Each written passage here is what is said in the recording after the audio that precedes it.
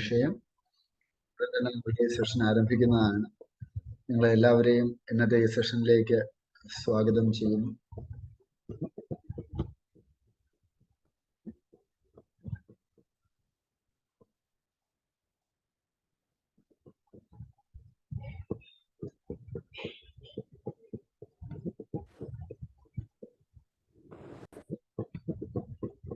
ശില്പ, good evening.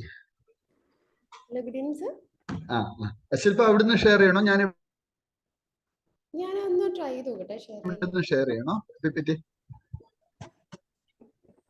അവിടുന്ന് share ചെയ്യാമോ? ഞാനിത് ഡൗൺലോഡ് ചെയ്തിട്ട് ഞാൻ ഇവിടുന്ന് ചെയ്യണേ, ഇവിടുന്ന് ചെയ്യാം. ഞാനിപ്പോ കോഹോസ്റ്റ് ആക്കി അവിടുന്ന് ചെയ്യാൻ പറ്റുന്നുണ്ടോ? അല്ലെങ്കിൽ ഞാൻ ഇവിടുന്ന് ചെയ്യാം. ട്രൈ ചെയ്യട്ടെ.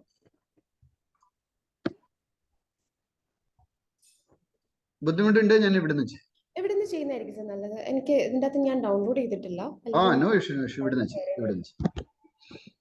So, good evening all. Welcome to today's session.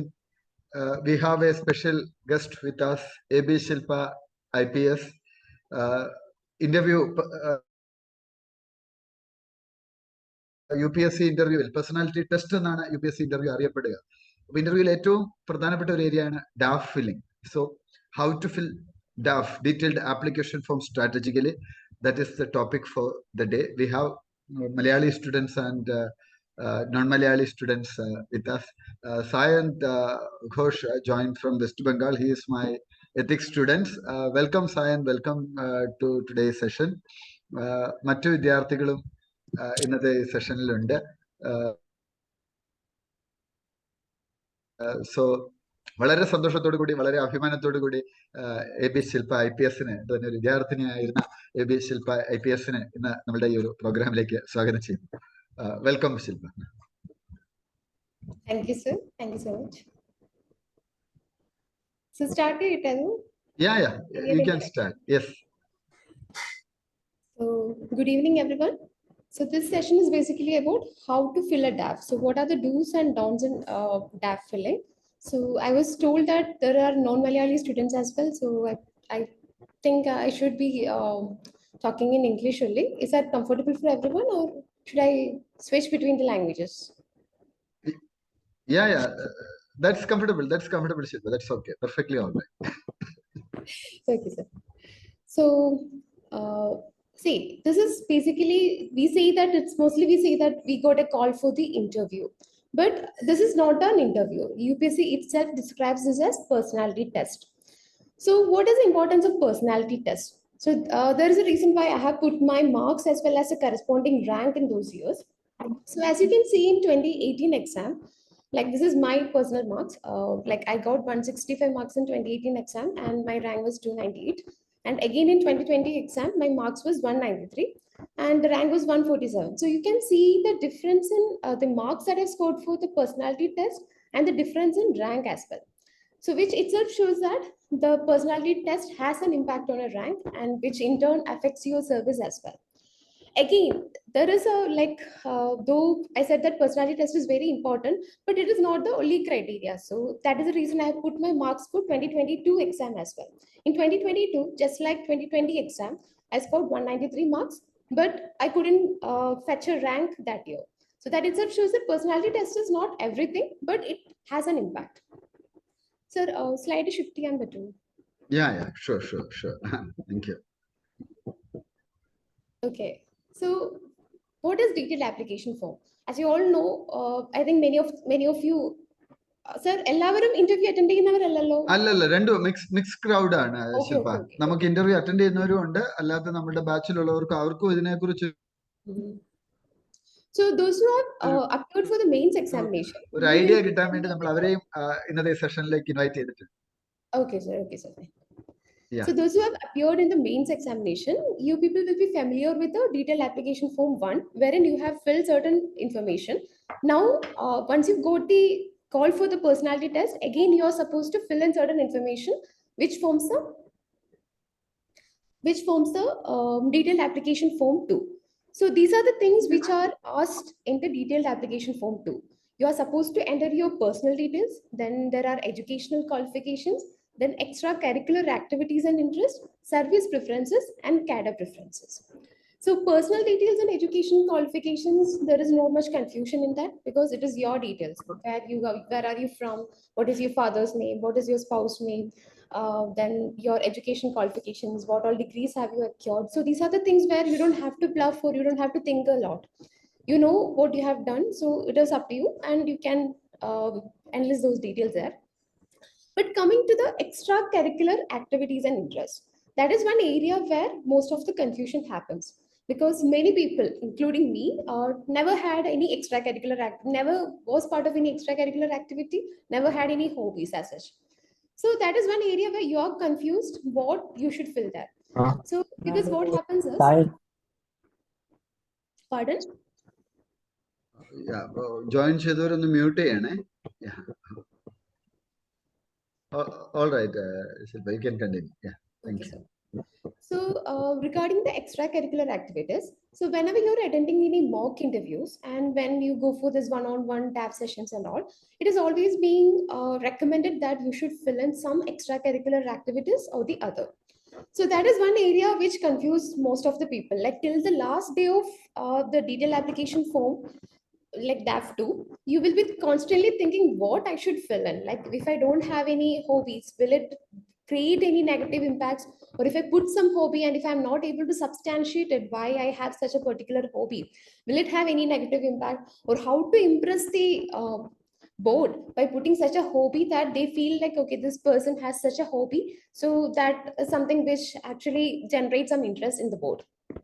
So these are the things which constantly confuse you. Okay, so that is one area where I'll be focusing most on this DAP session. And then there are this service preferences as well as the cadre preferences. So next slide, like okay. So why is DAF important? So here I have written why is DAF important? Why it is extremely important? It is extremely important because sometimes in this personality test, up to 90% of the questions can come from DAF because they will be DAF based questions. So from my experience, like I have attended 3 interviews so far. So in my first interview, that time, like I remember like only getting 3 to 4 questions maximum from the DAF. So that would be like around 20 to 25% of questions from the DAF. Rest of the questions were from different subjects, random subjects. So that year I never felt that DAF was that important. But coming to my second interview, so that was a time wherein I scored 193 marks. So that time, like 98 to 99% of questions, I don't remember any question which was not from DAF, but that 1% I left because maybe somewhere they will ask something regarding your about like connecting questions will be there. It will be in your DAF, but still a random question which is connected to the DAF. So that means almost 99% of the questions were from my DAF only. And for my third interview, again, almost 80 to 90% of the questions were from my DAF. And when I say DAF, I'm including my profession also because that is something which you put in your DAF. Like that time I was an IPS officer for my third interview. So I have to enlist these things. Like I was an IRTS before, I am in IPS currently. So these are the areas which catch your attention, and from those areas they will be asking you questions. So that is the reason I say DAF is extremely important. And it also helps you in making an impression. See, if in your DAF you are able to bring in certain elements which can raise a curiosity of the members of the board, that will help in making some impression. And another reason, which is mostly not discussed in this DAF sessions, is that this DAF is extremely important because it decides your future. Like as I have written here, most importantly, you need to ensure that for the next 35 years, you don't regret the choices that you make now. Sir, slide shift down. Sir, am I audible? Yeah, audible. One second. Wait, 1 second. Now it is visible, right? Is it visible now? Yeah, the slides are visible, sir. Yeah, fine. So most importantly, you have to ensure that for the next Sorry. 35 years, you don't regret the choices that you make now. Because you're deciding your service, you're deciding the cadre, like your cadre preferences.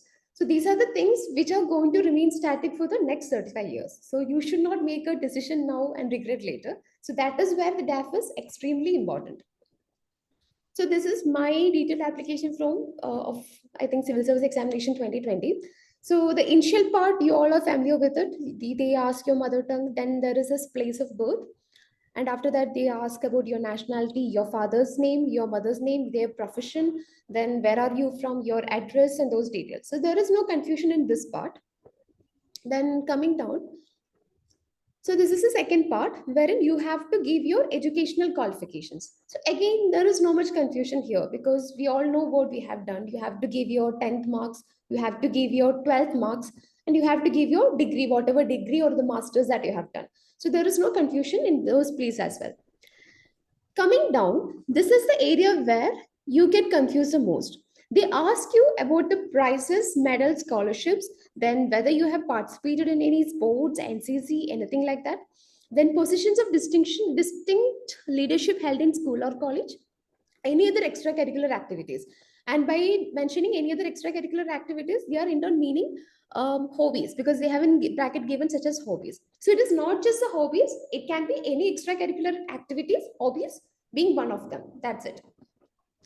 So here, as you can see, this is my DAF of year 2020 and year 2022.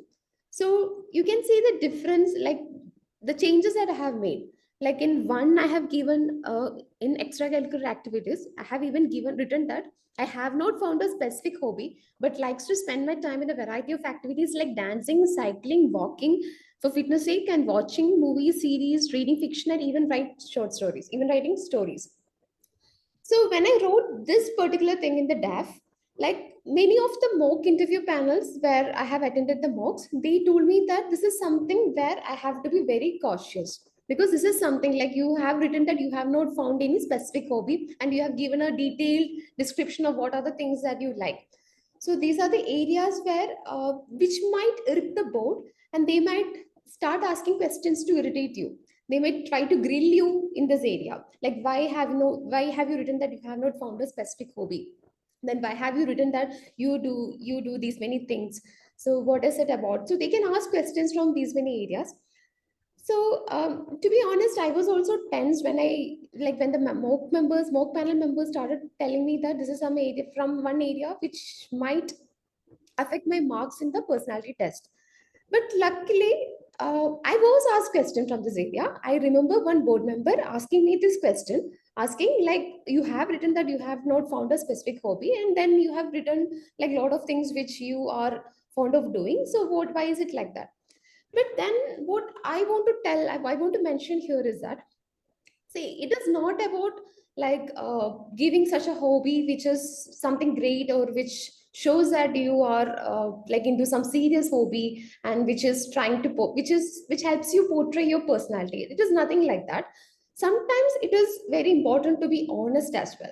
Sometimes you can be very plain and very frank and still you may be able to defend yourself in the personality test. So that is something which is very important.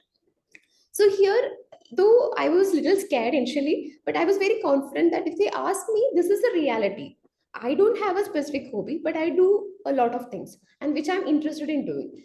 And if they ask me questions like, Baba, like what do you watch or what do you read or what kind of short stories? Like I was even asked this question, what kind of short stories do you write? And they even asked me to describe in brief one of the short story, the theme of one of the short story that I have written.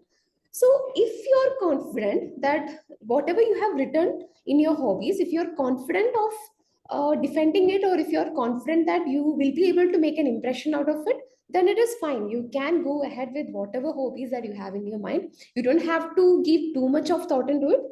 But at the same time, it is always advisable to give in some thought, because like this is one area from where you will get questions and you should not get stuck or you should not start bluffing when such kind of questions come to you in the personality test.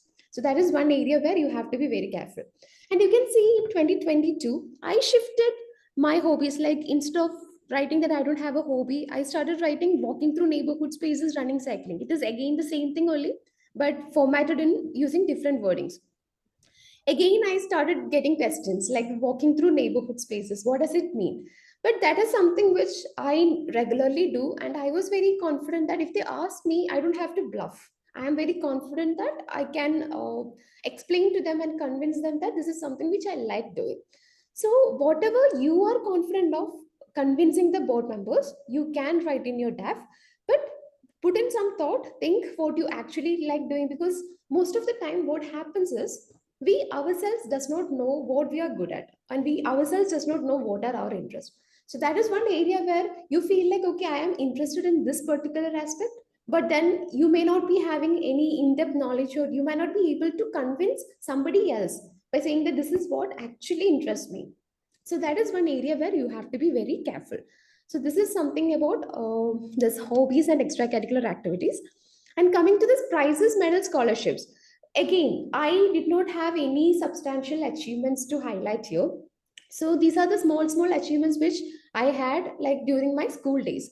So I had participated in a camp, so I wrote that.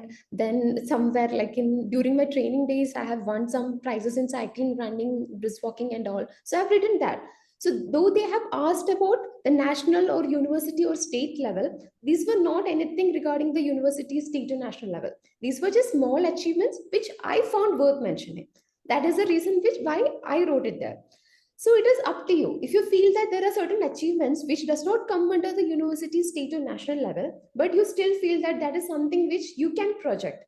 And like in case if you get a question, in case the board members notice this, and if they ask you some questions, if you are able to substantiate it well, then I will say that go ahead with it. Don't think that okay, this is not something from university, this is not state, or this is not national. No such negative thoughts. You can go ahead with it. So that's all about this particular section. I hope I'm clear about that. Yes, very clear. Okay. So now coming to the service preferences.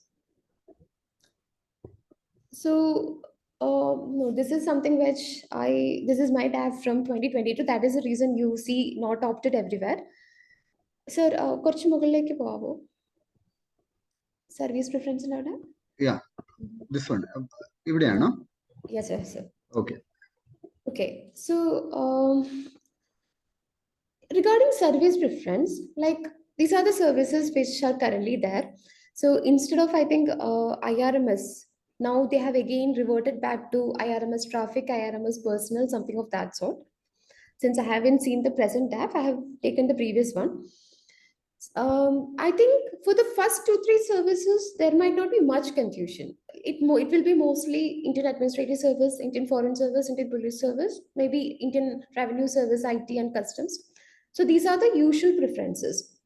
So some people they might be giving Indian Foreign Service as a first preference. For some, it might be the Indian Police Service. So it is up to you to decide which service you want to choose. But again, like I want to mention something here, sir. Can you go down a little? Yeah. Where the criteria for service preferences is written. Yes, sir. Here, somewhere here. Below slide, sir. The service preferences. Yes, Yeah. sir. All right. Yeah. So again, here I want to mention that when you're choosing your service, first you should think about your passion. So what is that? What is it that you want to do for the next 30-35 years? See, for some people, you might not be that much interested in a field job. Some prefer a desk job, but then again, the services like administrative service, IPS, and all these are field jobs. For most of the career, you have to be in the field. You have to interact with people. Then again, like you have to like in police service, some of the days it will be very hectic for you. Like you'll have to go to the field from morning to night. You'll have to perform the bandobast duty. So these are the things which you have to do as part of your job. For some people, they might not be interested in doing certain jobs. For instance, there may be people who will be very good, who will be very hardworking, but they would try to prefer to sit in the comfort of their cabin and then do the job. Then there are some people who might not, for them, like sitting inside a cabin and doing a work is a little boring. So they want to be out in the field and doing something. So this is something which you need to think about. And that is where your passion and the kind of work that you want to do, that comes into place. Like that is something which, that is one thing which you should think about while giving the service preference. Second is the skills. Again, I said, like in certain profession, in certain career, there are certain sort of skills which are required. For instance, in policing, normally it is considered that in policing you need to have a certain level of physical fitness and you need to maintain it. But some people may not be interested in doing that. Some people are not into fitness, or some people does not find it like find it little, maybe finding it little difficult to continue the fitness journey, or maybe do certain activities which are little difficult. Like for instance, in the police training, you know that like we undergo around 10 to 11 months of training in the National Police Academy, where we are supposed to engage in a lot of physical activities, where you have to complete a half marathon, where you have to do certain basic obstacles course, you have to do the unarmed combat. So there are a lot of things which you have to study, and it is mandatory to study those things. So some people may not be interested in that. For them, it will be a little depressing as well. Like for the next 11 months, I'm supposed to do this. And maybe even later in your career, at times, you will have to do these things again and again. So this is where the skills come into place. Like until and unless you feel that I have a certain set of skills, then it might be a little difficult to survive in that profession or maybe excel in that profession. Again, coming to the services like foreign service. For foreign service, you know that it's diplomacy, and a diplomat requires a certain skill set. So once you get into such service, if you want to excel in those services, you need to have a certain skill set. So that is something which you should consider and give while giving the service preferences. Then again, there is career progression. So there are certain services wherein compared to the initial 4 5 services, like some services which are the most preferred services, there are certain other services where the career progression is comparatively little slow, because these services came into being at a very later stage. Like some services, I think after 2000 only those services came into being. For some services, they still are figuring out like how is the career progression supposed to be. So these are certain things which affect the career progression in some services. So that is something which you have to think about while giving the service preference. Then again, place of posting. So this is something which is very important. Like while giving the service preferences, most of us don't think about the place of posting. For us, it is mostly about the first 2 3 services. First fill IAS, then IPS, then foreign service, or something of that order. Then you don't even think about the rest of the services that you have filled in. But what if you clear UPSC? What if you get a rank, but you are not in the first 200 or 250 to get into administrative service or IPS or IRS or whatsoever, and maybe you're getting into some other service. So what if the place of posting is maybe in a rural area, or sometimes it might be in a metro city. So there are people who prefer to be in metro cities. There are people who prefer to be in rural areas. So these are the things which you need to consider again. And in services like in all India services, for instance in IAS or IPS or the forest service, like there are times when you will have to take rural postings, and in some of the states which are very rural in nature, like most of your service you have to spend in rural areas only. So if you're somebody who's very keen to spend your time in urban areas, and you're thinking that my children or my spouse, they have to work, they have to study here, they have to get all sort of amenities, then the place of posting might be a criteria which you have to think about while giving the service preference. Again, I said spouse's career, quality of life. This is also something like spouse's career. Many of you might not be married, some of you might be married. So again, you have to think about, like, if you're giving a particular surveys, for instance, let's say IPS, and you're getting posted in somewhere in the Northeast, but your spouse is an IT professional, and the spouse will not be able to come to Northeast as of now. So that is somewhere like you will have a problem in your life, isn't it? So these are the things which you need to consider while filling the service. Like, what if I get this particular service and then I'm posted at this particular place? So how should I negotiate with it? So that is something you have to think about. Then again, quality of life. So quality of life is something which I like while filling the DAF, even for the last DAF that I filled, like I gave the least thought regarding the quality of life, because that was not something which was bothering me that much. But very recently, I started thinking that this is something which should have been the first criteria while filling the service. Because let me be very honest, not all services give you the work life balance. You may try to find the work life balance, but at the same time, there will be a guilt that, okay, if I compromise on my work, then like I'll have to compromise on my work to ensure that I have a very good balance of life. Then at the same time you might be thinking that, okay, what if I have to compromise on my family so that I can spend more time on this particular work, which I find very like, which is extremely important to me and which is extremely important for the nation or the state or whatsoever. So these are the dilemmas that you will have to face in your life, like as you move ahead in your career, because sometimes you will have to give a lot of attention to your work and you have to compromise on your family life or your personal life. And sometimes you feel like, okay, I need to focus on my family, this is a particular time where my family needs my attention, and that is one place where you will have to compromise on your work. You might need to ask for some desk posting, some side postings. So these are the things which happen as you progress in your career. So that is also something, the quality of life is also something which you have to keep in mind while filling the service preference. Sir, service preference in the ഇതെടുക്കാവോ? Can you please take that? മുകളിലുള്ളതാണ് ശില്പ, തൊട്ട് മുകളിലുള്ള sir, അതെ yes, sir. yes. ഇതിന് മുകളിൽ sir. Yes sir, this one. See, coming to the other services, for instance, the civil account service, the Indian corporate law service, Indian defense account service, defense estate service, information service, postal service, railway service, railway protection force service. So there are a lot of services here.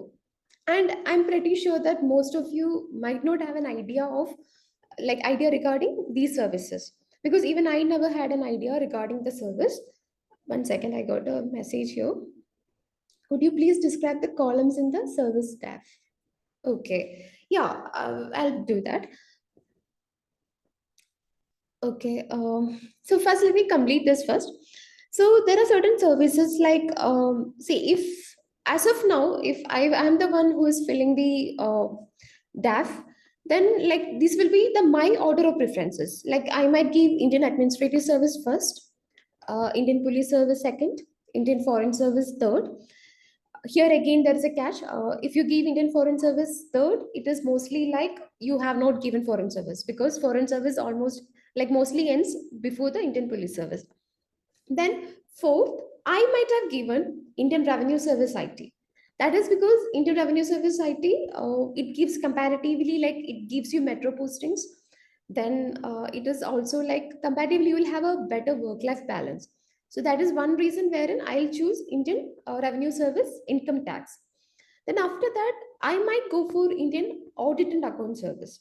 Audit and Account Service, for the reason Audit and Account Service helps you. Like I'm somebody who is interested in traveling and exploring places. So from my experience and from my batchmates, what I have understood is that Indian Audit and Account Service gives you a work-life balance, because it is mostly a 9 to 5 job. So you can have that sort of work-life balance also, and at the same time it lets you visit a lot of countries wherein you can explore. Like you get a lot of opportunities. Audit and Account Service is one very, like it's such a good service that you are posted into international organizations where you get a lot of exposure. So as a person, you can like you will be developing as a person, like you will be improving. So that is something which I would prefer, and that is why I said after Indian Revenue Service IT, I might put Indian Audit and Account Service. Then after that, it might be Indian Postal Service, because Postal Service again gives you a very good work-life balance. And currently, Indian Postal Service is improving a lot. Like there was a time when everybody started thinking that Indian Postal Service is soon to be extinct. But from there, they have revamped themselves. They have got into several areas. They have diversified the areas of work. And even right now, Indian Postal Service has comparatively good promotions. It has better promotions compared to many other services. So since career progression is something which is important, I might have preferred Indian Postal Service. Here I am saying that I might have preferred again and again, because it varies from person to person. I got a question: what is the relevance of postal service in the age of social media?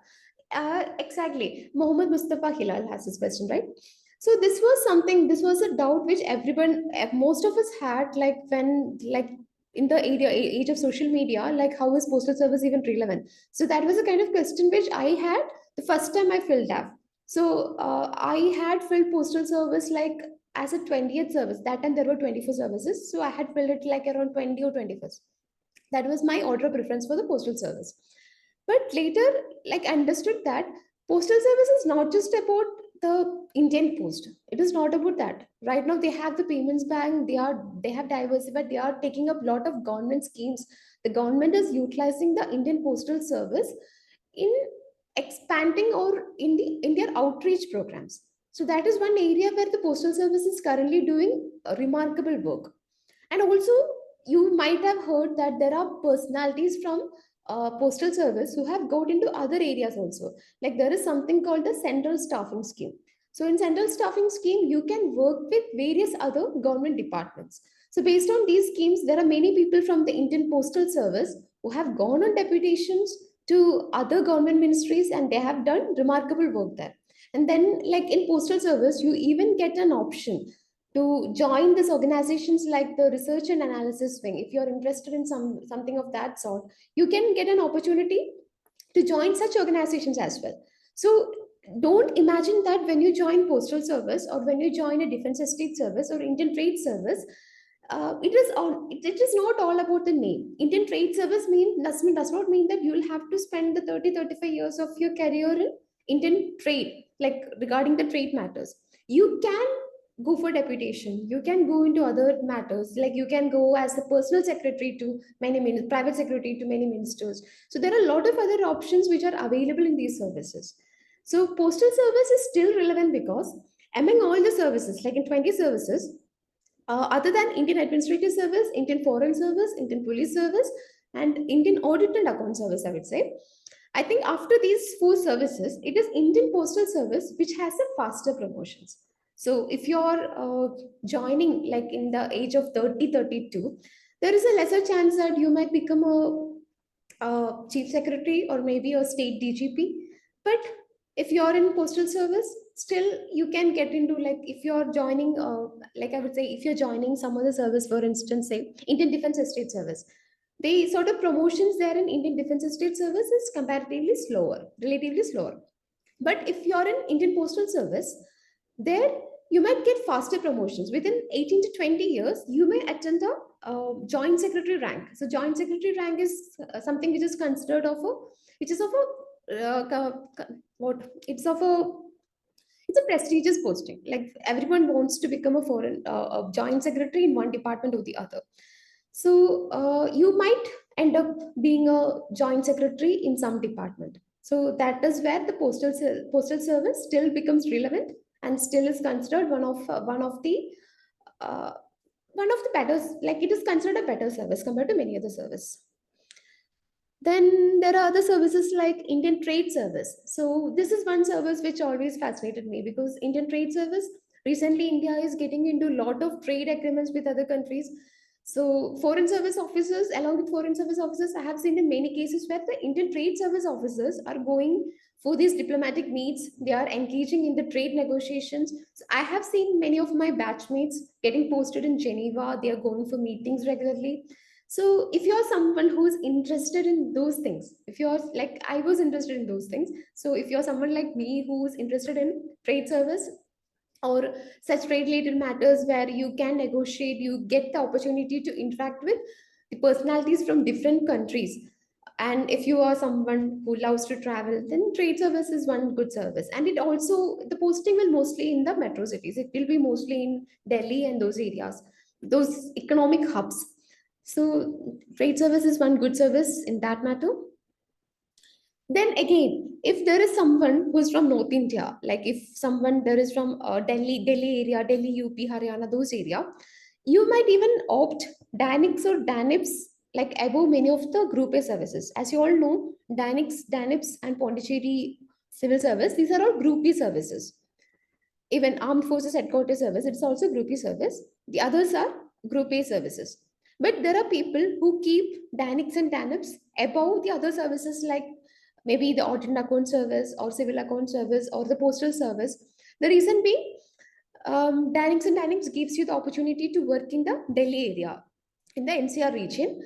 And like after, like it is being said that after 8 years of age, 8 years of service, you have the option of, or you might be considered for induction into the ACMUD cadre of IAS and IPS. So that is something which is about Dynamics and Dynamics. So some people who might be only interested in Indian Administrative Service or Indian Police Service, and they might not be interested in other services. So those people can think in these terms, like, okay, I can get into Dynamics and I may get into Dynamics, and after eight or maybe 15 or 20 years, like can become an IAS or an IPS. So some people do really do that. I have seen many people who have put Dynamics and Dynamics and who have even moved from like services like IRTS in Railway Traffic Service. There are people who have moved to Dynamics and Dynamics because they come from Delhi and it is their home state.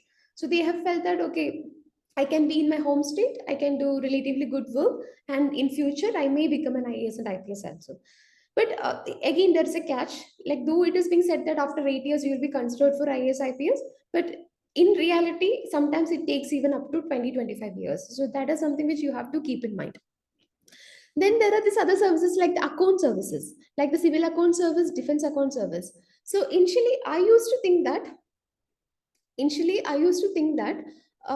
account service means it's all about mathematics. You will have to do all the calculations, so it might be very boring.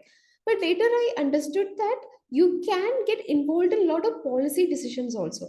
Like for instance, in account services, like you get the opportunity to say to veto like whether a particular bill, like how it is going to impact in the future. What are the sorts of uh, pros and cons that are going to come out of this in economic terms. So that is one area where the account service people can do a lot of work. And if you're someone who is interested in such work, you can go for the account services, civil accounts, defense accounts. And again, for these people, civil accounts and defense accounts, mostly it is the urban postings that you're getting. So that is one area where, if you're interested in urban postings, you can think about these services. And another thing here, very recently there was a proposal to merge, like there was a request, not a proposal, in fact, there was a requisition from these account services personals, like different account services, to merge these account services into one single account service so that they can work with different ministries. So that is still a requisition. I don't think there is any other, it has not gone any further. But if such a thing is happening, then account service will be very, it become a very relevant service, because you will get the opportunity to work in different ministries and you can go on different deputations, because once you're familiar with accounts is something which is happening in, which is something which is relevant in every ministry. So you can go for this sort of work a deputation to different ministries as well. Then there is Railway Protection Force Service. This is again a group A service. So you know about Railway Protection Force. Railway has a dedicated protection force. So it is RPF who is taking care of the properties of railways. So IRPFS Group A service, they will be in the rank of Assistant Commandant. So initially in the rank of Assistant Commandant, later on progress to different ranks. So it is a uniform service. So somebody who is interested in uniform. So there are people who feel that I should wear a uniform. For them, the IPS will be the first preference. Then second, they might be thinking that I need to get some other uniform service. So those people can think about DANIPS and even IRPFs, because it is a group A service. So it's a very nascent service, in fact. Like it has come very recently. So we don't know what is the future of the service, but still it is having, so far what I have seen is there is uh, a lot of scope of work to be done done by this IRPFS Group A service officers. So that is one profession which you can consider if you are into uniform services. Then again, so I think I have mentioned, okay, Indian Information Service. So this is one service where many people are attracted by the service, because you can work with PIB. There are people who are into writing, who like being part of this PIB, and even the government news agencies, ANI and other things. So those people, they get the opportunity to cover these things, to manage this. Like for instance, recently when there was a film festival happening in Goa, many of my batchmates were posted in Goa during that period, and they were covering the film festival from there. So those are the things, like if that is something which interests you, this information service gives you immense opportunity to work in that front. And also, if you're somebody who loves to travel, like you might get an opportunity, god knows, you might get an opportunity to travel with the president or the prime minister to different countries to cover the kind of negotiations or maybe the different meetings that is happening in the foreign countries. So these are the areas where, as an information service officer, you might get the opportunities. So for those people who are interested in that sort of work, you might enjoy information service. So this is a broad understanding about the services. So I got a question. I was trying to keep it for the last. Sayandan Ghosh had asked me, like, ma'am, what should be the IRMS position? Again, Indian Railway Management Service, like I was an IRTS officer. Like before getting into IPS, I was an IRTS. So my understanding might be little biased. So that is the reason I wanted to keep this question to the end. Because see, IRMS, the way it was designed, like I was someone who welcomed that decision of IRMS being a service wherein you merge the different services and then you get the opportunity to work in different field. Like for instance, an IRMS officer might be posted as a traffic officer in operations department, and he might also be posted in as a mechanical, like you might be overseeing the mechanical works or maybe the electrical department related works. So as such, IRMS was in a good position, and I would have preferred to keep IRMS after Indian Revenue Service. But currently, there are a lot of confusions going on regarding IRMS. Recently, there was this IRMS, the entire IRMS design that was being made, it was reverted.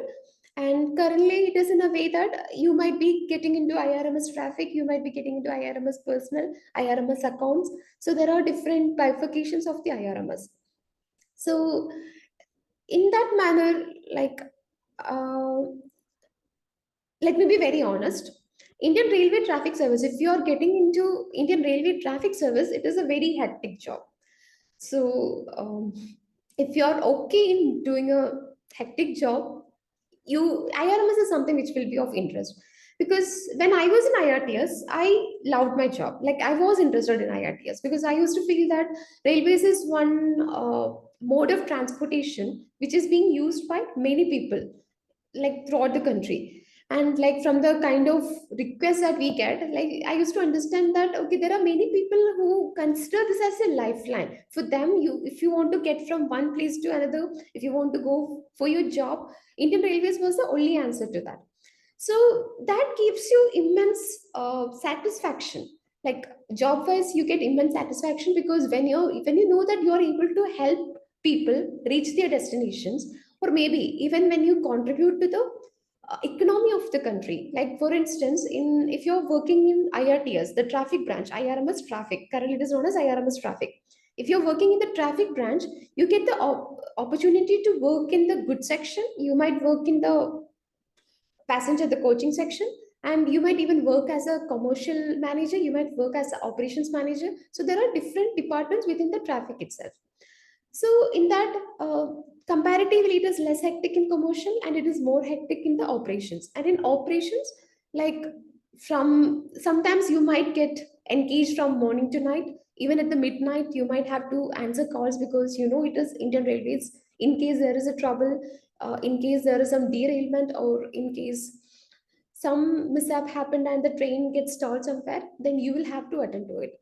So if you're someone who think about work-life balance, then I would say that you have to reconsider your decision about putting IRMS. But again, if it is like IRMS traffic, IRMS accounts, and IRMS personal, I would say that accounts and personal are comparatively compared to traffic. These are two professions where there it is less hectic. It's mostly like a 9 to 5 job, and personal is more about the human resource management. So if you are someone who's interested in the human resource management, you might enjoy personal service. And if you're someone, like I said, if you enjoy accounts, if you are into the financial decision making, then IRMS accounts will be your calling. Again, it all depends on what you want in your life. So, but IRMS traffic, I'm saying it again because I'm someone who has worked in traffic. I did not work in traffic exactly, but I had undergone the field training in traffic. So I have seen my seniors and even my husband working. So I know how IRTS is about. So it's a morning to like you, it's a 24/7 job. So keep that in mind before making a decision. So based on that, you can keep your IRMS position. So this is all about the services. I hope I have covered everything. Then coming to the cadre preferences. Sir, is it possible to zoom it? Yeah, sure. Myself Yes, not able to. okay, sorry. Yeah.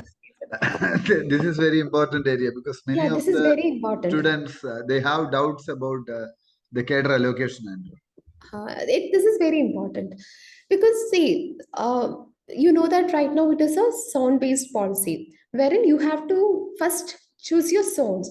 For instance, you can see here my first zonal preference is zone 5 because I come from Kerala. So Kerala being my home state and I prefer to get posted in Kerala. So Kerala was my first preference. So I gave first zone preference to zone 5 and in that my first preference was Kerala. So the allocation is such that, uh, see, my second zonal preference was zone 1, which includes Akmut, Haryana, Himachal Pradesh, Punjab, Rajasthan, and Uttarakhand. So these were the states which are there in, which are there in zone 1. And then my third preference was zone 3, which included Chhattisgarh, Gujarat, Madhya Pradesh, and Maharashtra. And my fourth preference was zone 2, which included Odisha, UP, Bihar, and Jharkhand. So here, how the allocation happens is, suppose you give your order of preferences. Like suppose this is the order of preference wherein you're choosing your home state zone. For instance, if you're from Kerala or Tamil Nadu, you're choosing zone 5 as your first preference. In case in your home state, which is your first preference, there is no vacancy. Like it depends on whatever category you're from. So there are instances where people from a certain category does not have vacancy in that particular state despite getting a very good rank. For instance, this year in Indian Administrative Service, there was no vacancy in the unreserved category in Kerala. So the second rank holders, not second or fourth, I think, who is a Kerala topper, couldn't get Kerala.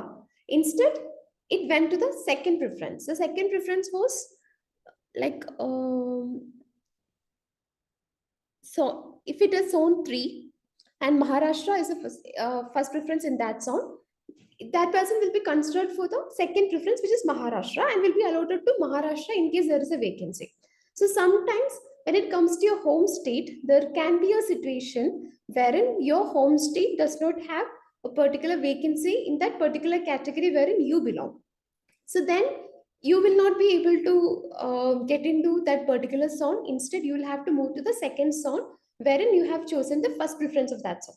Like if in case, consider my example. Suppose I gave Kerala as my first preference and I couldn't get into Kerala because either my rank is not good, so there may be people above me and there might be lesser vacancies in the cadre. So in that case, I will not get Kerala. So they will consider my next option. So my next option here is Akmut because I have given zone 1 as a second preference and Akmut as a first preference in that. So after Kerala, my preference will be Akmut. So they will consider me against the Akmut vacancy. So if there is an outsider vacancy, because in Akmut, I am an outsider. In Kerala, I'll be considered as an insider. But in Akmut, I'll be considered against the outsider vacancy. And if there is no outsider vacancy in Akmut, then what happens? They will consider the third preference. The third preference here I've given is zone 3, wherein I have given Maharashtra as the first preference. So they will consider me against a vacancy, outside a vacancy in my particular category in Maharashtra. And in case in Maharashtra, if there is no vacancy or maybe like there are other people who have already occupied that vacancy, so I couldn't get it. So in that case, I will be considered against my next preference. So here my next preference is zone 2 4 and in that I have given Odisha as my first preference. So I'll be considered against that vacancy. And suppose in Odisha also, again, if I couldn't convert that vacancy, then I might be considered for my last preference, which is zone 5, wherein I have given Assam Meghalaya as my first preference. So I'll be considered for the vacancy against Assam Meghalaya. And suppose in Assam Meghalaya also, I could not get, that will be the most fortunate scenario. Like in case if you want to stay in your home zone, this will be the most fortunate scenario which I'm right now discussing. In Assam Meghalaya also, there are no vacancies. Then what happens is, again, they will consider zone 5, which is your first preference. So it is like an iteration. So the allocation happens in such a manner. So again here, they will consider Karnataka, which was my second preference in zone 5. And luckily, if Karnataka has a vacancy, I can get into Karnataka, which is a neighboring state. So this is what happens. So, but most of the time what happens is, you might get allotted in the first iteration itself. Like for instance, suppose if your rank is good, like in my case, my rank was 147. That is like in since IPS that year went up to 234, 147 is somewhere in the middle. So that year, I'm fortunate or unfortunate to get it in the first iteration itself. First iteration, matlab, the first iteration of the vacancy allocation. So my order of preference was, sir, kuch tarote poavo. So this was the IPS preference that I have given that year. So you can see I gave Kerala as a first preference. Then second preference was Maharashtra. Third preference was Rajasthan. And my fourth preference was Odisha. And I got in Odisha. I got into Odisha. So currently Odisha is my cadre. So I used to wonder, what if Odisha did not have a vacancy? Because if Odisha did not have a vacancy, then it would have I would have been considered against Assam Meghalaya. And if Assam Meghalaya also does not have a vacancy, I would have got Karnataka. But like I said, fortunately or unfortunately, in my case, in the first iteration itself, there was vacancy in Odisha, and I got into Odisha. So this is something which you should plan. This is somewhere where you have to apply the most of your brain when you're giving the order preference for the state cadre. So what can be done? That is a question. So what you can do is, you can compare the previous, uh, like the vacancies in the previous years in these cadres. So you can compare it for IAS as well as in IPS. And if is there anyone who's appearing for forest service personality test, in that case you can compare for forest service also. So for the All India service, consider the previous vacancies, previous year vacancies in these cadres, and based on that, make an idea like how many vacancies will be there. So based on that, you can you can make a rough guess. I am not saying that you will be 100% accurate and you can outsmart UPSC. I'm not saying that, because there are situations wherein some people give Sikkim as a first preference in Zone 4, because most of the time Sikkim has a zero vacancy. So people think that, okay, if you give Sikkim, you can skip that entire iteration and then you can end up next to your home state. But there are situations where people who are got very good ranks in the sense, within the first 25 ranks, 24, 25, those ranks, they have ended up in Sikkim. I'm not saying ended up, because by saying ended up, it feels like a little demeaning to that particular cadre, because every cadre is equally good. But that might not be the preferred cadre of that person. That person might have thought that if I give Sikkim, I can get into the next iteration and get somewhere close to my home state. But that was not happening. That did not happen, and instead got into Sikkim. So these kind of situations might happen when you're filling your cadre preferences, and based on your rank and other criteria like your category and the vacancies which are normally there in the cadre. So these things might affect your chances of getting into your into your preferred cadre or preferred state. But I would say that this should not be the only reasoning when you're filling the order of preference, because see, what happens is initially we all want to get into our home cadres. So that is one thing which we all have in our mind when we apply for either IPS or IAS or whatever service. We think that I want to get into IAS, I want to get into IPS, I want to serve my home state, I want to work here, I want to show this, I want to show that. So these are the kind of things which initially comes to your mind. So it might be a little disappointing when you get to know that you ended up somewhere else, which is like for me, for instance, when I got into Odisha, I was thinking that Odisha is some place where I have no idea what is there in Odisha. I don't have any idea what is there in Odisha. So it was a little disappointing for me in the very first instance. But later, when I started working in the cadre, like I really enjoyed the cadre, and I am really enjoying the cadre even now. So I realized that that was something which was just my perception. I used to perceive that, okay, I got somewhere far away, like some place where, like, I even regretted putting Odisha as a first preference. I usp to think that I should have put UP. I should have put UP as a first preference, so that UP is a little a powerful cadre wherein people know that you're in UP at least. People don't know Odisha. So these were the kind of thoughts that came into my mind initially. But later I realized that there was a lot of scope of work to be done in this cadre, and you get a lot of deputation opportunities. It's a small cadre in the sense it's a big state, but small cadre. There is less than 150 personnel serving in the Indian Police Service in the cadre, and most of them have gone for deputations also. So there is a vacancy. There are a lot of vacancies in the cadre, which makes ensures that you get faster promotions. You can handle multiple charges at times. Like there are many seniors who are holding many charges, so you will not feel that I'm not doing anything, I'm given a side posting. You will not get that sort of feeling. You feel that okay, I'm always in a relevant posting, I'm getting very good postings. And sometimes infrastructure wise also, the state is a developing state.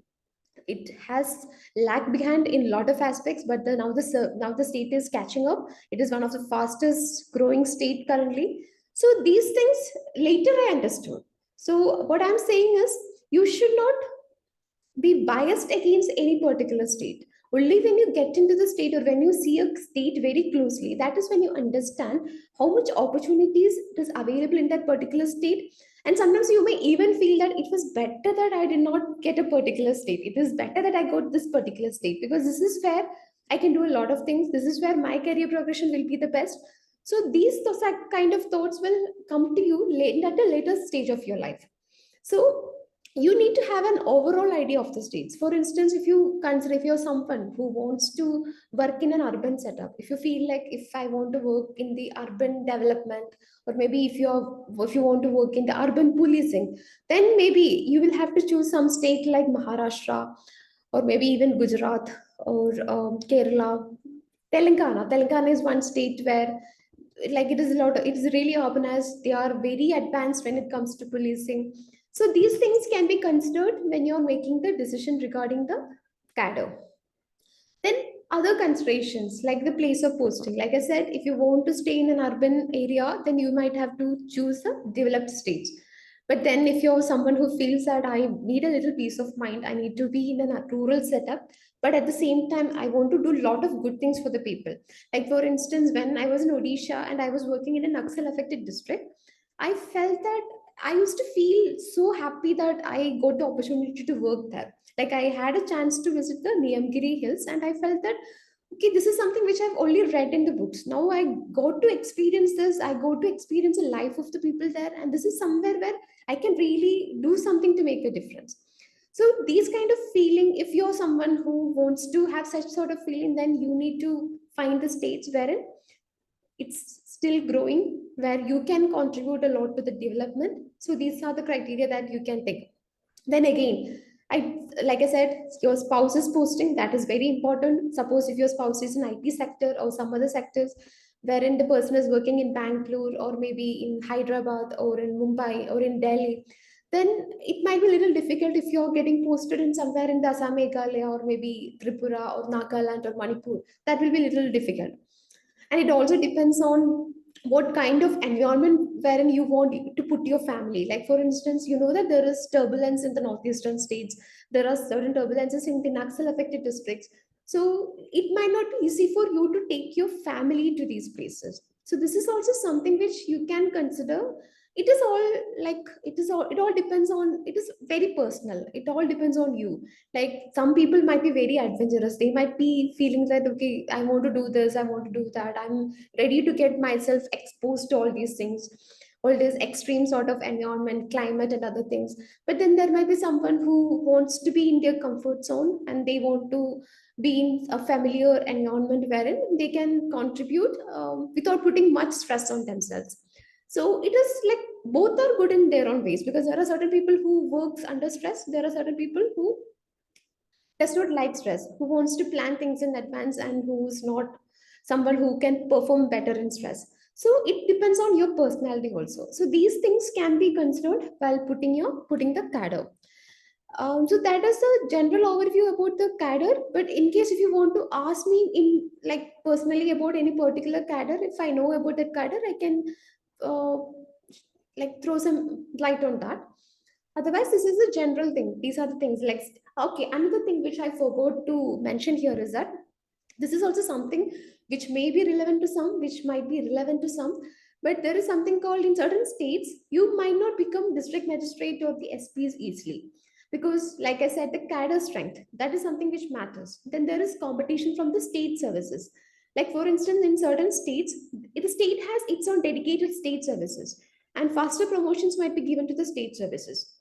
So therein you will have to face a competition from the state services, and you might not get a district posting. Like you might not become a district magistrate, or you might not become a district SP. So if that is your consideration, or if that is your motivation, then you will have to think about those things. But then again, there is a question like, how will you know about each and every state? Because when you're from extreme south, like in Kerala, you might not have a detailed understanding about other states. Maybe you will not know about what happens in Rajasthan, or what happens in Haryana, or maybe what happens in Nagaland. So what you can do is you can do a little personal research on your own. If you know any seniors working in these cadres, you can ask them about this. You can ask them to get to know about the deputation opportunities, because there are certain cadres wherein they will not let you go for deputation.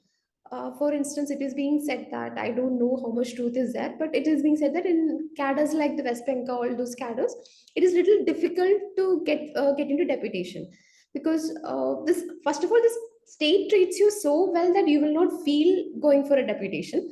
But second, it is a little difficult also to get go for deputation, because there are a lot of vacancies inside the cadre, so they don't want to relieve you for the deputation. So in that sense, if you're someone who is thinking that, okay, for the first 9 years I will work in a particular state, I hope you all know that after 9 years you can go for deputation. You have to work initially for the first 9 years, and after that you can go for deputation in Indian Administrative Service. And in Indian Police Service, after 5 years you can go on deputation to CBI, IB, RO, and NIA.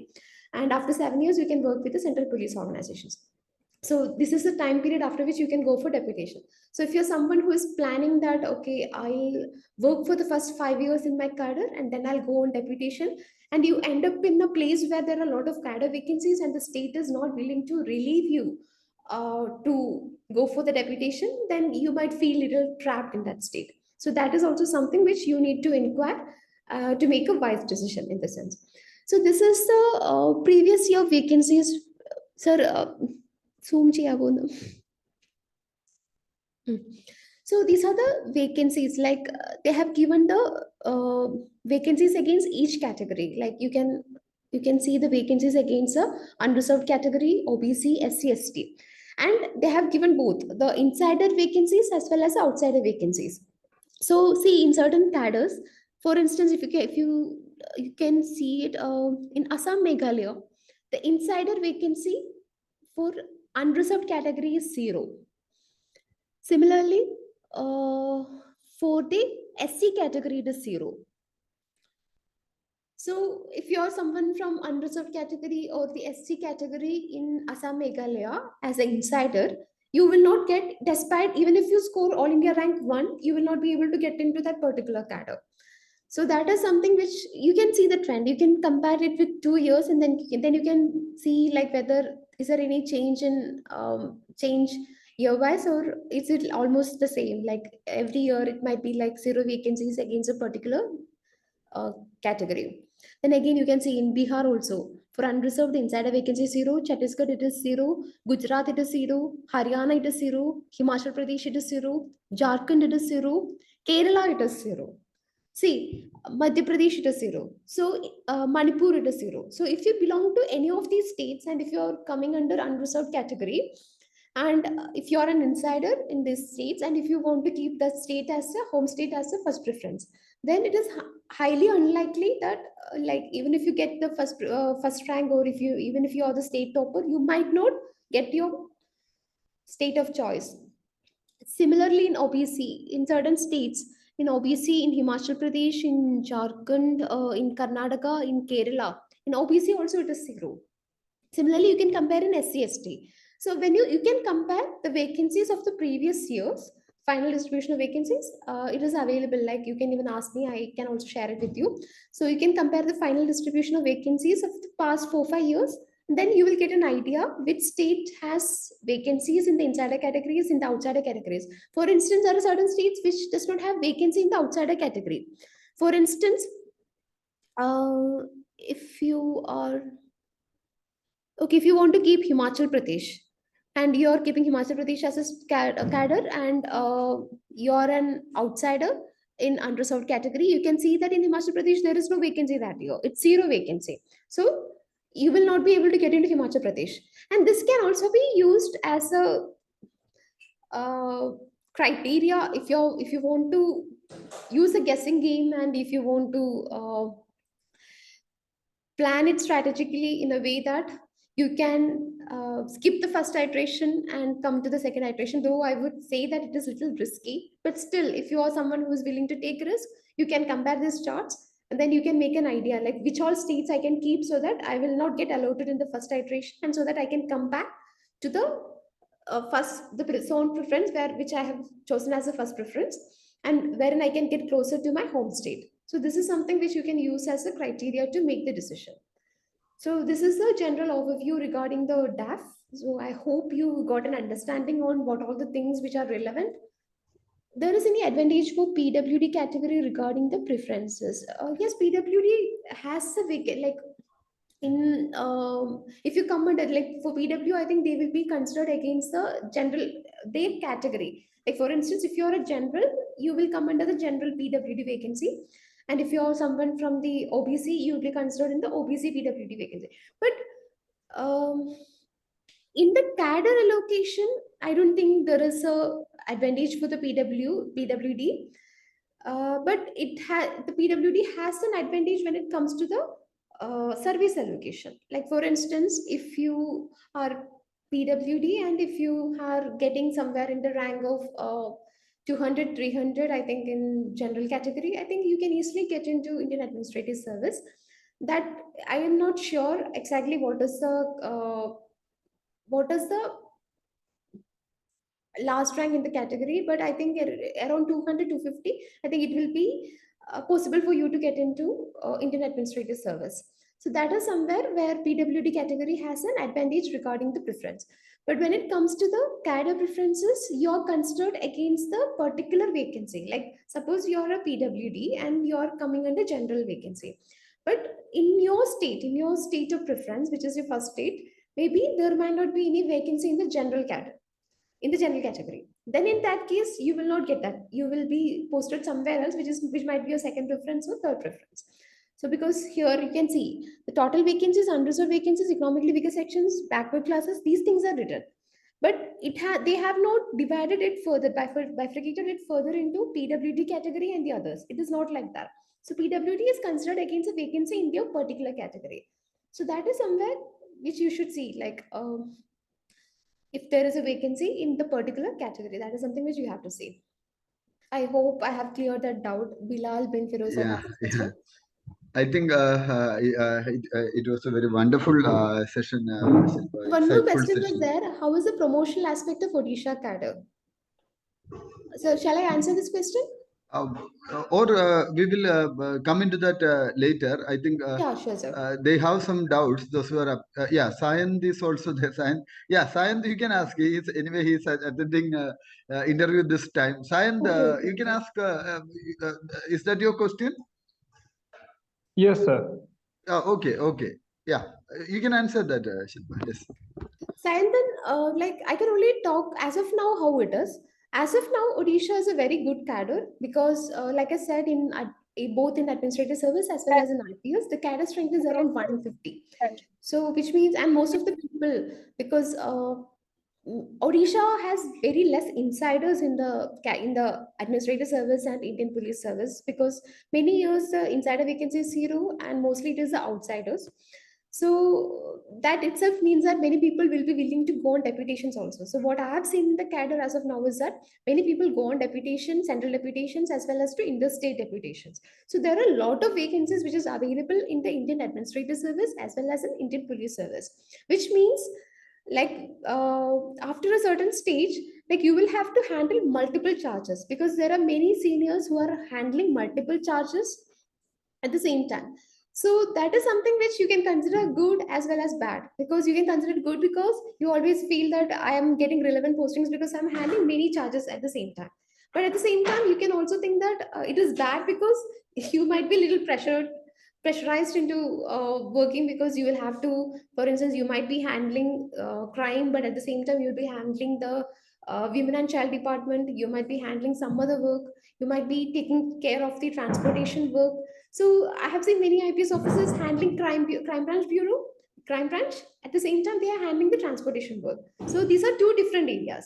So you can take it positively in the sense that I am getting to work in two different. One is a developmental friend, one is a crime related friend. So you're getting to work in two different things at the same time. So that is something which I think very few cadres offer such an opportunity. And Odisha is one of them. But at the same time, you can even consider it negatively, thinking that why am I doing the transportation work at the same time I'm doing the crime branch related work also. So it depends on you. But if somebody like me who enjoys doing who enjoys multitasking, like I would have preferred to have something of that sort where you can handle multiple charges at the same time. So this is the current promotional aspect situation in Odisha cadre, and the promotions are very timely. You see, in All India service, what you need to understand is that uh, there are two kinds of promotion. For instance, you might become an ADG in the state, but when you're considered for the central government postings, you might be still of the IG rank, because there is something called an empanelment in the services, wherein if you're going for a central government posting, until and unless you are empaneled in a particular rank, doesn't matter from which cadre you are. For instance, many people in my cadre, Odisha cadre, because in Odisha there is timely promotion. After 13 years, you're surely becoming a DIG. After 20 years, you're surely becoming an IG. After 25 years, you're surely becoming an ADG. So it's like that. So once you get into those ranks in the state, and if you're planning to go for a deputation, until and unless you are empaneled in that particular rank, you cannot go on deputation. So an ADG rank officer might be applying for a central government deputation, and he might not have been empaneled in that rank. So he might have to go on a central government deputation as the IG rank officer. So all these promotional aspects, when it comes to the central government, it does not matter until and unless the central government promotes. But when it comes to the state, in state, you will easily become an ADG. It is a timely promotion. You will easily become a DG. That is also a timely promotion. After 30 years, like 29 to 30 years, you are Director General of some department or the other in the state. So in that sense, as of now, Odisha cadre is very good with promotions when it comes to promotions. Thank you, Shilpa. Yes, Rahul, എന്തെങ്കിലും doubt ഉണ്ടോ? രാഹുൽ ചോദിക്കാം. ദേവിക, ജെറിൻ, അജയ്, എന്തെങ്കിലുമൊക്കെ സംശയങ്ങളുണ്ടെങ്കിൽ ചോദിക്കാം. ഇപ്പോൾ പ്രത്യേകിച്ച് നമ്മുടെ ഡാഫുമായിട്ട് ബന്ധപ്പെട്ട് എന്തെങ്കിലും പർട്ടിക്കുലർ ഡൗട്ട്സ് ഉണ്ടോ എങ്കിൽ അത് ചോദിക്കാം. പർട്ടിക്കുലർലി നമ്മുടെ ഇതിനകത്ത് ഒരു സെഷൻ ഒരു സ്ട്രാറ്റജിക്കലി എങ്ങനെ ഡാഫ് ഫില്ല് ചെയ്യാമെന്നാണ്. ഞാൻ തൊട്ട് മുമ്പുള്ള കഴിഞ്ഞ വർഷത്തേക്ക് റിസൾട്ട് നോക്കിയപ്പോൾ ഈവൻ സെയിം മാർക്കുള്ളവർക്ക് പോലും കഴിഞ്ഞ വർഷം 20 റാങ്ക് വരെ വ്യത്യാസം ഉണ്ടായിരുന്നു. അപ്പൊ ഒരു മാർക്കിൽ പോലും ഒരു 30-40 റാങ്ക് വരെയൊക്കെ മാറുന്നുണ്ട്. അപ്പൊ പേഴ്സണാലിറ്റി ടെസ്റ്റ് എന്ന് പറയുന്നത് വളരെ ഇമ്പോർട്ടന്റ് ആണ്. അപ്പോ ആ മേഖലയുമായി ബന്ധപ്പെട്ട് വേറെ എന്തെങ്കിലും സംശയങ്ങൾ ഉണ്ടെങ്കിൽ എനിക്ക് തോന്നുന്നു വളരെ പലപ്പോഴും നമുക്ക് അറിയാൻ സാധിക്കാത്ത ഒട്ടനവധി കാര്യങ്ങൾ നമുക്ക് അറിയാൻ സാധിച്ചു. തീർച്ചയായിട്ടും. അപ്പൊ മറ്റ് ചോദ്യങ്ങൾ ഏതെങ്കിലും ഉണ്ടെങ്കിൽ നിങ്ങൾക്ക് ചോദിക്കാം. പിന്നെ ചിലർക്ക് ഇന്ന് കയറാൻ പറ്റിയിട്ടില്ല, അവർ റെക്കോർഡഡ് സെഷൻ ചോദിച്ചിട്ടുണ്ട്. അപ്പൊ നമ്മൾ അവർക്ക് ഈ റെക്കോർഡഡ് സെഷൻസൂടെ പാരലി നൽകാമെന്ന് അവരോട് പറഞ്ഞിട്ടുണ്ട്. മറ്റെന്തെങ്കിലും സംശയങ്ങളുണ്ടെങ്കിൽ ചോദിക്കാം. യെസ്, രാഹുൽ കേൾക്കാമോ?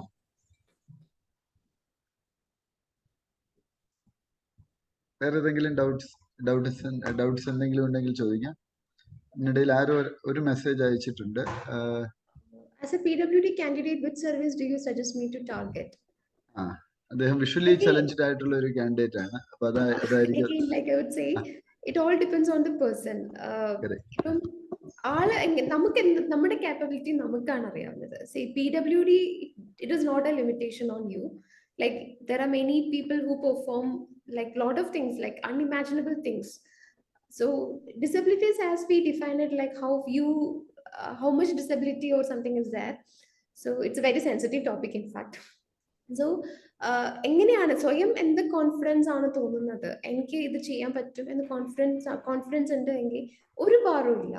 ഇപ്പം അൺലെസ് മേ ബി ഇപ്പം നിലവില് ഇന്ത്യൻ പോലീസ് സർവീസിൽ റെസ്ട്രിക്ഷൻ ഉണ്ട്. എനിക്ക് തോന്നുന്നു medically you have to be fit. So far PWD candidates ആരും ഇന്ത്യൻ പോലീസ് സർവീസിൽ വന്നിട്ടില്ല. ബട്ട് ഈവൻ ദാറ്റ് അതുപോലും മാറണം എന്ന് നമ്മൾ എല്ലാവരും ചിന്തിച്ചുകൊണ്ടിരിക്കുന്ന ഒരു കാലമാണ്. So in future may be അതും വന്നെന്നിരിക്കും. So what I'm saying is, if you feel that if you can work as an administrative service officer, go forward. If you can work in revenue department, go forward. Or maybe in railway service. Like there are many people, sir, there are many people who have got into Indian railway management service, who have one disability or the other, but they are all very confident that they can do the work. So the confidence is something which is very important. So എങ്ങനെയാണ് തോന്നുന്നത് എനിക്കിത് ചെയ്യാൻ പറ്റും എന്ന് തോന്നുന്നുണ്ട് എങ്കിൽ I would advise that you go forward for it. There is nothing like which is limiting you except for IPS perhaps. അല്ലാതെ വേറെ ഒന്നിനും അങ്ങനെ ഒരു ലിമിറ്റേഷൻ വെച്ചിട്ടില്ല. Thank you, ma'am. Another question: once we give a hobby like music and singing in the DAF, how comprehensively regarding the hobby? Don't be like അത്രയൊന്നും detail ആയിട്ട് പറയേണ്ട കാര്യമില്ല. You can just mention like, okay, sometimes you listen, you give like, okay, like listening to melodies. You can give it like that. It is fine, because if melodies are the only thing that fascinates you, you can write it like that. So I remember that, I don't remember which year. I think it was in the first during my first interview, I guess. I had written somewhere that I like listening to the motivational songs. So I had got question on that front, like motivational songs means what sort of songs? Can you give me some examples? So that is a very niche area, right? Motivational songs means that is not something where you can give a lot of examples. So അങ്ങനെയൊക്കെ ചെയ്യുമ്പം ഒന്ന് ആലോചിച്ചിട്ട് ചെയ്യണം. You write motivational songs and then ask you, and you can only list 4-5 songs, then it's going to land you in trouble. But otherwise, if you feel that I like melodies, okay, you can write like I listen to melodies, or maybe I like listening to fast numbers. There is no harm in writing that. But it all depends on how well you can substantiate it. So if they ask them, if they ask you further questions, and if you're able to substantiate it, then you can go forward with it. Singing also, it's the same. So it all depends like how much. See, sometimes it is better not to reveal a lot of things, because it might attract some unwanted questions. If you write something and then they feel that, okay, why is it this? Let me ask some more questions on this particular friend, then it might attract unwanted questions. But sometimes you yourself want them to ask such questions. You feel that, okay, I'm not strong in that particular area. Maybe my educational qualifications are not that attractive, but I want to divert this entire interview or conversation or personality test or whatever. I want to divert it in a particular manner. So let me write this so that they will ask me this question. So why have you written that? And then I can substantiate. So it all depends on what are you planning to, how you want to project yourself. So it's all about projecting your personality. Because see, let's accept the reality. In 20 minutes, 25 minutes, nobody will be able to judge your personality correctly. So it all depends on how you are projecting it. So നിങ്ങൾക്ക് അത് correct project ചെയ്യാൻ പറ്റും, and if you are able to convince the other person within the 20 minutes, it's well and good. You can write whatever you want in the DAF. But if you feel that I wrote this, then you're scared that, oh my God, if I get a question from this particular area, I might feel like I'm trapped. So if that sort of feeling is there, then again, okay, then in that sense, you have to rethink about that. Otherwise, it is fine. Thank you Shilpa. വളരെ informative ആയിട്ടുള്ള ഒരു session ആയിരുന്നു. അപ്പോൾ ഇത്തവണ നമ്മളുടെ ഇന്റർവ്യൂവിൽ attend ചെയ്യുന്നവർക്കും ഒക്കെ, ഇനി വരാൻ പോകുന്ന വർഷങ്ങളിൽ അറ്റൻഡ് ചെയ്യുന്നവർക്കും ഒക്കെ വളരെ ഹെൽപ്ഫുൾ ആയ ഒരു സെഷൻ ആയിരുന്നു. വളരെ വെൽ സ്റ്റഡീഡ് ആയിട്ടുള്ള, എനിക്ക് ആ സെഷനിൽ ഏറ്റവും പോസിറ്റീവായ കാര്യം ഓരോ ഏരിയയും വളരെ ക്രിസ്റ്റൽ ക്ലാരിറ്റിയോടുകൂടി തന്നെ എക്സ്പ്ലെയിൻ ചെയ്യാൻ സാധിച്ചു. അതെ അതെ ദാറ്റ് ഈസ്. അപ്പൊ ഞാൻ ഇന്ന് ഇപ്പൊ ഇന്റർവ്യൂ അറ്റൻഡ് ചെയ്യുന്ന ചില ആസ്പിരൻസിനോട് ഞാൻ പറയായിരുന്നു, ഇത്രയധികം റിസർച്ച് ചെയ്ത് ഈ മേഖലയിലെ ഒരു എക്സ്പേർട്ട് ആണ്.